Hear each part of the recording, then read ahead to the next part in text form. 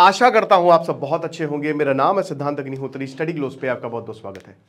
शुरुआत से शुरू करते हैं रेड फोर्ट की साजिश, और आपके होश उड़ने वाले हैं जो मैं आपको बताने वाला हूं, क्योंकि चौंकाने वाली डिटेल्स सामने आई हैं।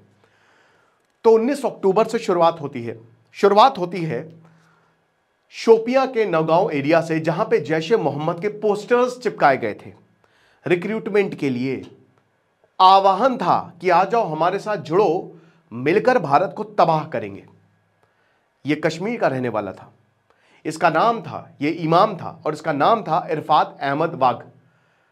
जैसे ही इंटेलिजेंस एजेंसी को पता चला, तुरंत इरफान अहमद को गिरफ्तार किया। बताया जा रहा है जो इरफान की बीवी थी, ध्यान से सुनिएगा क्योंकि पेचीदा कहानी है।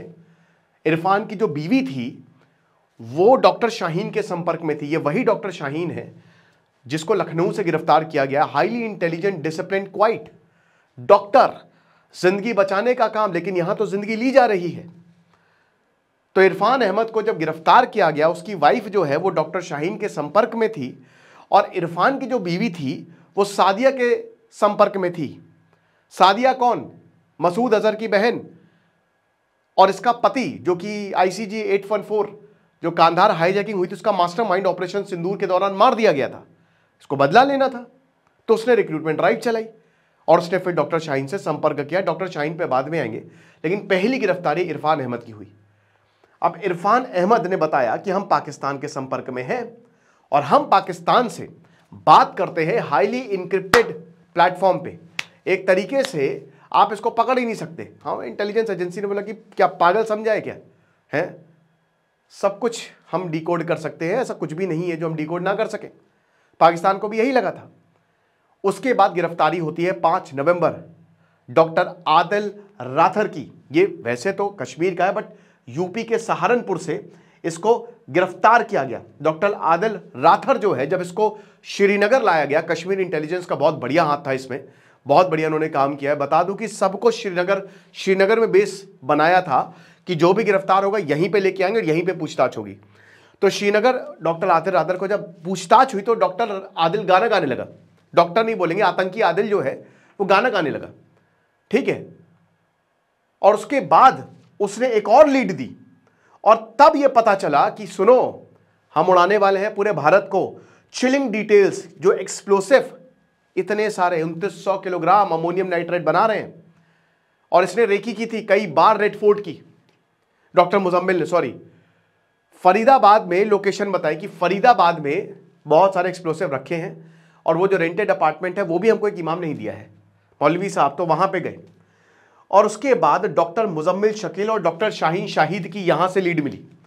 फिर हम 8 नवंबर को देखते हैं कि Jammu Kashmir police with the support of Haryana police, उसने डॉक्टर शकील को तुरंत गिरफ्तार कर लिया अल फाला यूनिवर्सिटी से। उनको भी श्रीनगर लाया गया, उनसे भी सवाल जवाब हुआ। इसी दौरान 8 नवंबर को ही AK-47 जो है वो रिकवर होती है। कहां से? डॉक्टर आदिल के लॉकर से। डॉक्टर आदिल, ये आतंकी आदिल जो कि डॉक्टर था, GMC अनंतनाग में जहां पे प्रैक्टिस करता था, वहां के लॉकर से इसने AK-47 छुपाई हुई थी। तो समझ सकते हैं कि कितनी खतरनाक प्लानिंग थी, ठीक है। अगले दिन 9 नवंबर को भयानक इंटीग्रेशन डॉक्टर राथर और डॉक्टर शकील, यहां भी 3 लोगों की गिरफ्तारियां हो चुकी हैं, तीनों से तगड़ी यहां पे पूछताछ हुई, और उसके बाद 2900 किलोग्राम ऑफ एक्सप्लोसिव बरामद किए जो कि अमोनियम नाइट्रेट था, ठीक है। और कहां से? डॉक्टर शकील के रेंटेड रूम से, जो इसने फरीदाबाद में रेंट किया था, ठीक है। अब जब डॉक्टर शकील से क्वेश्चनिंग की गई कि बेटा कौन है बताओ, तब नाम आया डॉक्टर उमर नबी का, जो कि अब मर चुका है, कहा जा रहा है अब मर चुका है। और डॉक्टर उमर नबी प्राइम सस्पेक्ट है दिल्ली ब्लास्ट का जो टेरर मॉड्यूल है। और उसके बाद डॉक्टर शाहीन को गिरफ्तार किया गया लखनऊ के लालबाग एरिया से। अजीब बात है दोस्तों, मैं लालबाग, हजरतगंज बगल में है लालबाग, हम क्योंकि वहीं से आप जाते हो हनुमान सेतु के लिए, बहुत ही इंपॉर्टेंट जंक्शन पॉइंट है, बहुत बड़ी मार्केट है। लखनऊ क्रिश्चियन कॉलेज आगे है जहां से मैं पढ़ा हूं, वहां से इनको गिरफ्तार किया गया, ठीक है। और 10 नवंबर को आपको पता ही है सब गिरफ्तार हो गए। तो डॉक्टर उमर को लगा कि मैं भी गिरफ्तार हो जाऊंगा, इन सबकी कुंडली खोलूंगा, परेशान मत होइए, अभी सबके बारे में मैं बताऊंगा, आप चौंक जाएंगे।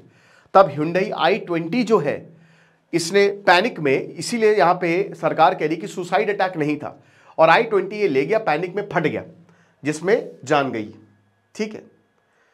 उसके बाद लगातार अरेस्ट हुए, अभी पिछले 1 महीने में 80 के करीब अरेस्ट हुए हैं।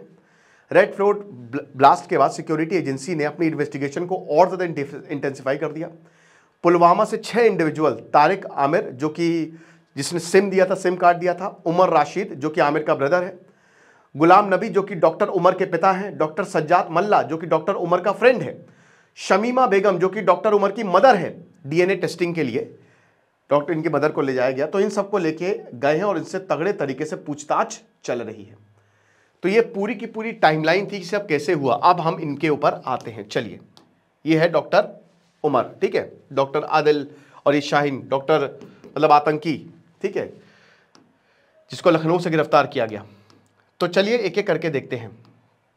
ये देखिए, डॉक्टर उमर उन नबी कहाँ से है? ये पुलवामा से है, ये कश्मीर से है, ये इंडिया टुडे का ये सोर्स है, बहुत अच्छा है। अब ये मर गया है, हालांकि इसकी डीएनए टेस्टिंग होगी, लेकिन ये मर गया, इसने डेटोनेट किया अपने आप को, मर गया, ठीक है। दिल्ली एनसीआर का जो ऑपरेशन है ये इसी ने किया। अब इसकी क्वालिफिकेशन देखिए, एमबीबीएस है, एमबीबीएस, ठीक है, 2017 मेडिकल कॉलेज। इनकी सिस्टर बताती है कि हमने सारे जीवन लगा दिया, पैसा लगा दिया इसकी पढ़ाई में, और ये बात नहीं करता था, अपने कमरे में रहता था, लेकिन मेरे बच्चों से बहुत प्यार करता था। लेकिन जहां पे ये प्रैक्टिस करता था तो डॉक्टर जलील बताते हैं कि ये 1 नंबर का बेकार आदमी था। इसने एक पेशेंट की जान ली। पेशेंट इसके बारे में कश्मीर में ये बताते थे कि ये रूड है, ये रूड है, बदतमीज है, ये सही से बात नहीं करता है। और इसको बुलाया, जब एक पेशेंट की जान गई, ये भाग गया वहां से। इसको बुलाया डॉक्टर जलील ने, बोला कि क्या बदतमीजी है ये, तुम्हारी वजह से एक पेशेंट की जान चली गई। इसने बोला नहीं, मैं तो प्रेजेंट था वहां पे, सीसीटीवी में प्रेजेंट नहीं, उसके बाद ही गायब हो गया, फिर ये मिले ही नहीं। ये चीज है। जम्मू कश्मीर, अब देखिए ये आदमी है ना, जम्मू कश्मीर और हरियाणा ने 7 लोगों को डिटेन किया है, और यहां पे मेन यही उमर था जिसके लिए जिसको ढूंढा जा रहा था कि मेन कहां है, और इसी दौरान ये हादसा हो जाता है, ठीक है। फिर डॉक्टर आदिल आथर, जैसा कि मैंने बताया कि सेकंड गिरफ्तारी जो है वो इसकी हुई थी 7 नवंबर को। ये भी एमबीबीएस है और एमडी है जीएमसी अनंतनाग से, और जहां पे ये एक रेसिडेंट डॉक्टर था, एक प्रैक्टिसिंग डॉक्टर था, और अक्टूबर 2024 तक ये वहां पे प्रैक्टिस कर रहा था, ये आतंकवादी, ठीक है। और प्राइवेट हॉस्पिटल सहारनपुर उत्तर प्रदेश में भी प्रैक्टिस कर रहा था। इसके बाद ये मुजाम्मिल और शाहीन, ठीक है, ये शाहीन और ये जो डॉक्टर मुजाम्मिल है, इसका अरेस्ट होता है। जैसे इसको अरेस्ट किया, इससे पहले इमाम को अरेस्ट किया था, ठीक है, इरफान को, मौलवी इरफान को अरेस्ट किया था, ठीक है, शोपियां से। अब ये जो मौलवी इरफान जो सबसे पहले अरेस्ट हुआ था, जो मैंने आपको बताया भाई, ये साउथ कश्मीर शोपिया का रहने वाला, इसने पोस्टर लगाए, और ये स्टोन पेल्टिंग में भी शामिल था, ठीक है। और आदिल और मुजाम्मिल दोनों ने हाफिज इश्तियाक से बात की, जो अगेन एक क्लेरिक था। अमोनियम नाइट्रेट कहां से मिलेगा? तो इश्तियाक ने बताया कि चिंता मत करो, हमारे कांटेक्ट है, हम जैश से करवाते हैं तुमको। ये चीज है। अब ये दोनों देखो, अभी तो हम इसको चलो मिटा देते हैं।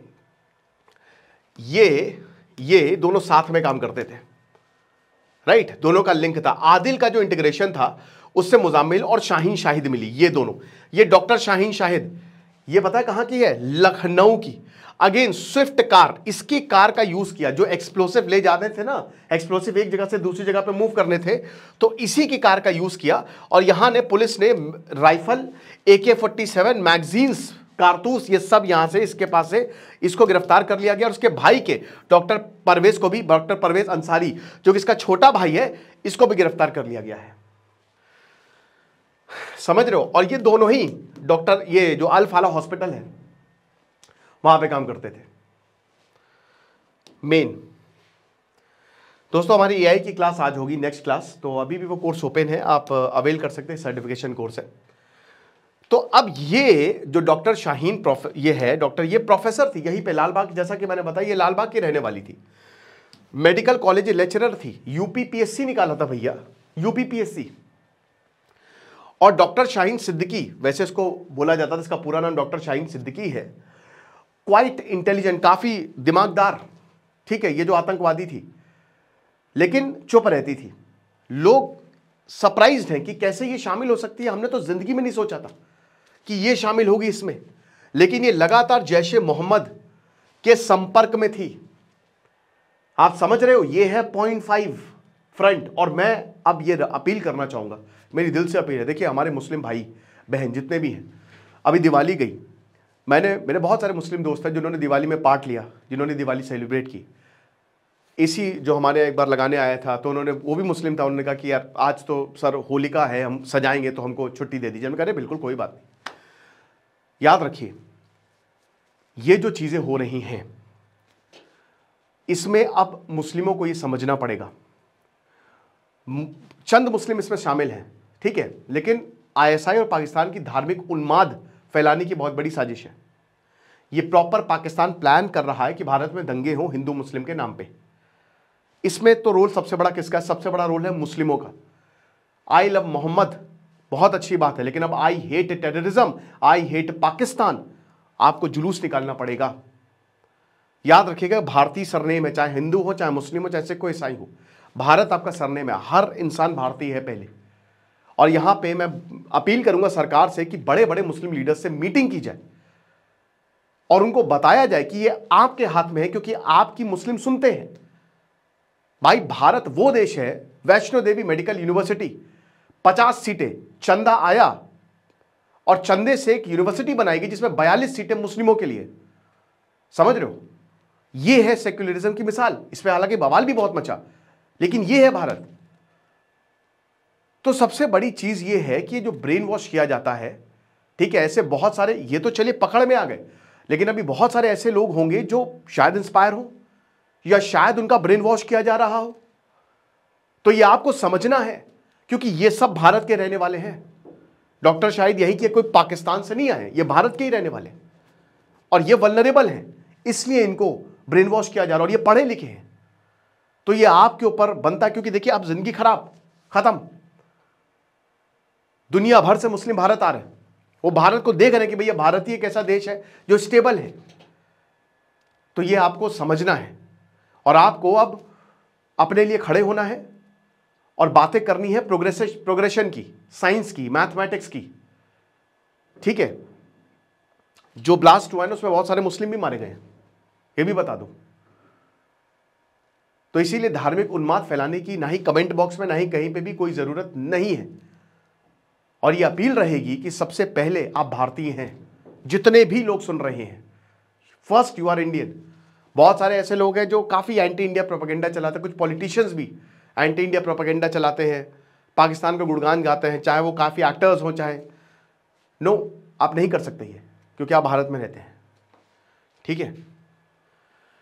तो जो फरीदाबाद से अरेस्ट हुआ, ठीक है, और इसने यही बताया कि ये एक नया एजुकेटेड एक्सट्रीमिस्ट नेटवर्क है और डॉक्टर शाहीन जो है, जैश ए मोहम्मद का जो वुमेन्स विंग है, वो भारत में कौन स्टैब्लिश करेगा? डॉक्टर शाहीन को ये काम दिया गया था।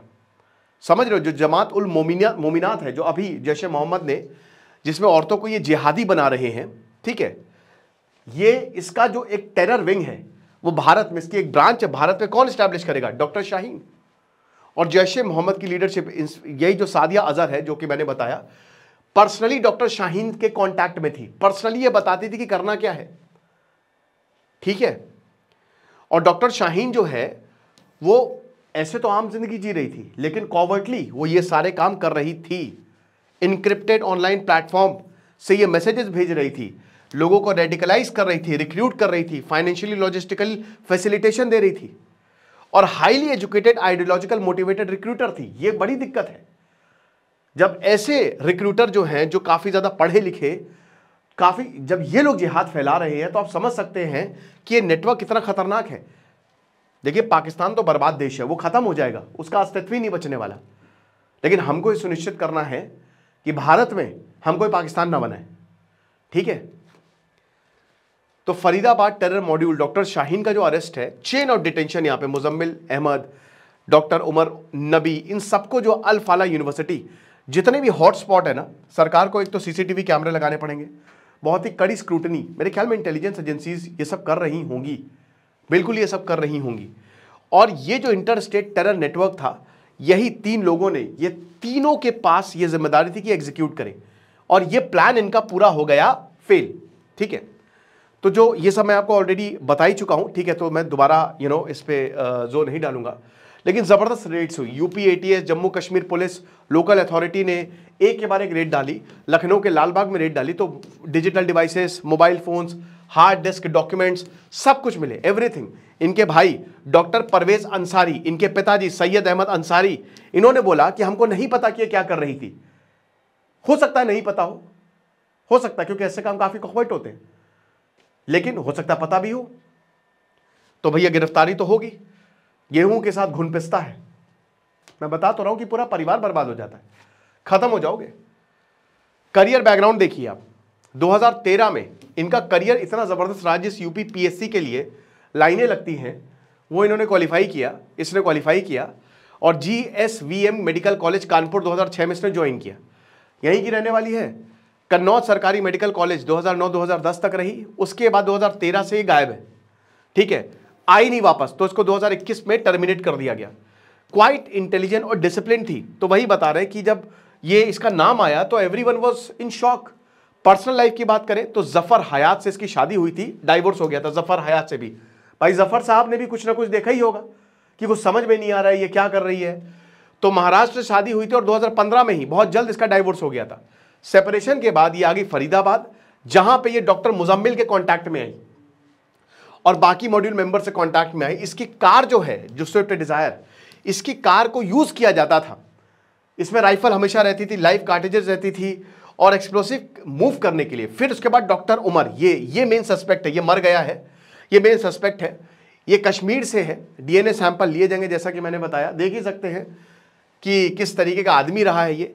और बता दूं कि ये इसका भी जो रिकॉर्ड है ना, वैसे अगर मेडिकल कॉलेज की बात करें तो एकेडमिक रिकॉर्ड बहुत बढ़िया रहा है, लेकिन एज अ पर्सन इसको कोई भी पसंद नहीं करता था। डॉक्टर गुलाम जिलानी बताते हैं कि इसको हम लोग ने टर्मिनेट कर दिया था।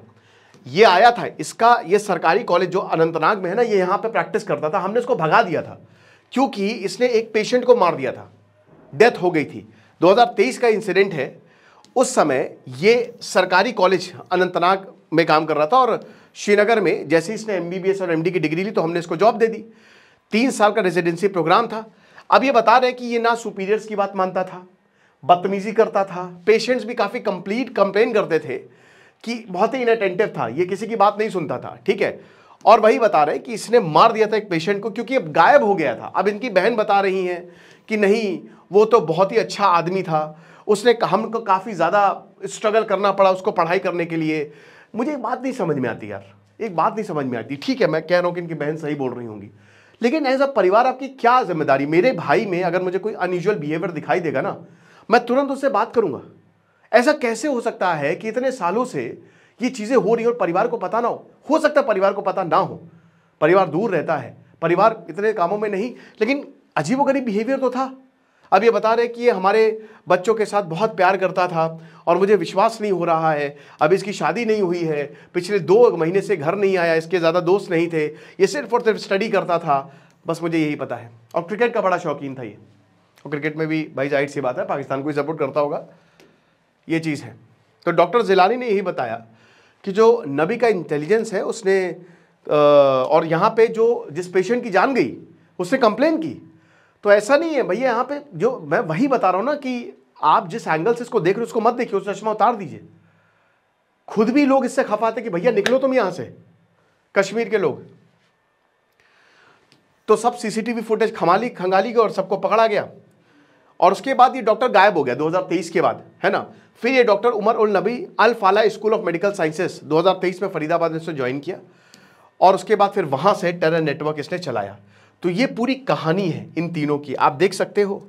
तो ये जो 0.5 फ्रंट ओपन हुआ है, इसको बहुत ज़रूरी है कि इस पर ध्यान दिया जाए और सरकारी एजेंसी ध्यान दे ही दे। और मैं यही बोलूँगा कि सरकार को जो बड़े मुस्लिम लीडर्स हैं उनको बुलाएं और बोले, मतलब ये जिम्मेदारी उनकी है।